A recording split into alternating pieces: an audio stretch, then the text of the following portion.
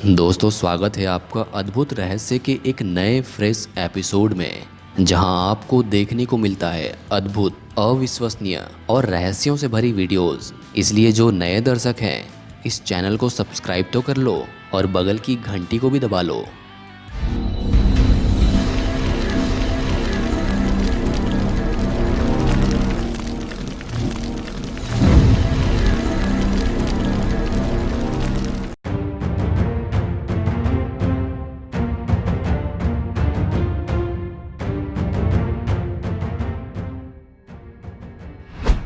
दोस्तों, वैसे तो हम इस आधुनिक युग में हमने कई देशों को रॉकेट या मिसाइल बनाने की कई खबरें सुनी हैं, मगर क्या आप जानते हैं कि दुनिया का सबसे पहला रॉकेट मैसूर के शेर कहे जाने वाले टीपू सुल्तान ने बनाया था। और इनके द्वारा युद्ध में इस्तेमाल किए गए रॉकेट की तस्वीर आज भी नासा में मौजूद है। करीब 300 साल पहले दक्षिण भारत के जांबाज योद्धा टीपू सुल्तान ने एक ऐसे हथियार का आविष्कार किया था जिसने दुश्मनों की नाक में दम कर दिया था। ये वो राजा था जिन्होंने 18वीं शताब्दी में अंग्रेजों को धूल चटा दी थी। अंग्रेजों ने कई दफ़ा टीपू सुल्तान से हाथ मिलाने की कोशिशें की, मगर कभी भी कामयाब नहीं हुए। और इसी वजह से टीपू सुल्तान और उनके पिता हैदर अली ने अंग्रेजों के खिलाफ 4 जंगें लड़ी थी, जिन्हें एंग्लो मैसूर वॉर के नामों से जाना जाता है। युद्ध के समय जब अंग्रेजों के गोले बारूद टीपू सुल्तान पर भारी पड़ने लगे, तब टीपू सुल्तान ने अपने सैनिकों को एक ऐसा हथियार दिया जिसका सामना ब्रिटिश फौज ने पहले कभी नहीं किया था। उस हथियार को इतिहास में मैसूरियन रॉकेट के नाम से जाना जाता है। आपको बता दें कि टीपू सुल्तान के पिता हैदर अली एक सिपाही के बेटे थे और हैदर अली के पिता सैनिक दल में एक सिग्नलिंग डिवाइस के प्रमुख थे। उन दिनों छोटे रॉकेट्स का इस्तेमाल युद्ध में सिग्नल देने के लिए किया जाता था।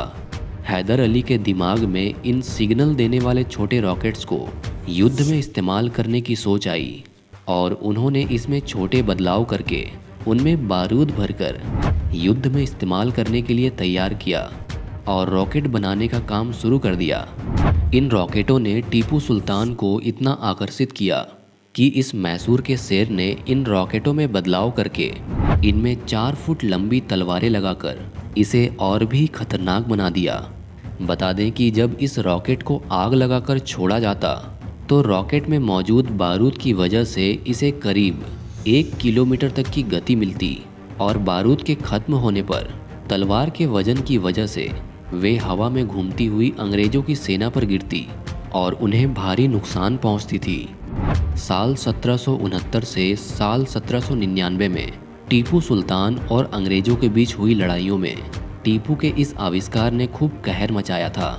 मगर इनके बीच हुई आखिरी लड़ाई, जिसका टीपू सुल्तान को बिल्कुल भी अंदाजा नहीं था, उसमें उन्हें हार का सामना करना पड़ा और टीपू सुल्तान वीरगति को प्राप्त हो गए। मगर टीपू सुल्तान के मरने के बाद उनके इस आविष्कार को समझने के लिए ब्रिटिश लोग इसे अपने साथ ले गए और इसका इस्तेमाल नेपोलियनों के साथ हुए युद्ध में भी किया था। बता दें कि आज की तारीख में दुनिया का हर देश अपने बचाव और दुश्मनों के हमले के लिए कई रॉकेटों का आविष्कार किया है। इतना ही नहीं, अंतरिक्ष में जाने के लिए भी ऐसे ही रॉकेटों का इस्तेमाल हमने देखा है। ये सारी चीज़ें अगर बनी है तो उसकी जड़ यानी कि कारण टीपू सुल्तान के बनाए गए ये रॉकेट ही है, जो आज भी लंदन के रॉयल आर्टिलरी म्यूजियम में रखे हुए हैं। इतना ही नहीं, टीपू सुल्तान और अंग्रेजों के बीच हुए इस रॉकेट युद्ध की तस्वीर नासा ने भी अपने पास लगा रखी है।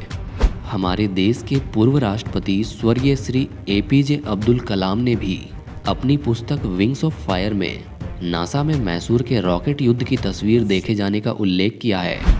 यानी कि ये तो जाहिर है कि आज पूरी दुनिया में रॉकेट का आविष्कारक और खोजकर्ता किसी को भी बता दिया जाए, लेकिन सच्चाई तो ये है कि इसका असली आविष्कारक एक भारतीय ही है। यानी कि रॉकेट का आविष्कार भारत में ही हुआ और हमें इस पर गर्व करना चाहिए।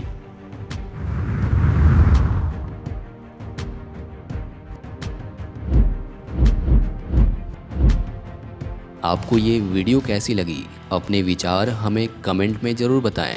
अगर वीडियो अच्छी लगी हो तो लाइक कर दें, अपने दोस्तों के साथ शेयर कर दें और हाँ, अभी तक हमारा चैनल सब्सक्राइब किया कि नहीं? अगर नहीं तो सोच क्या रहे हो, सब्सक्राइब कर लो। मिलते हैं फिर से एक नई वीडियो के साथ, तब तक के लिए अपना ख्याल रखें।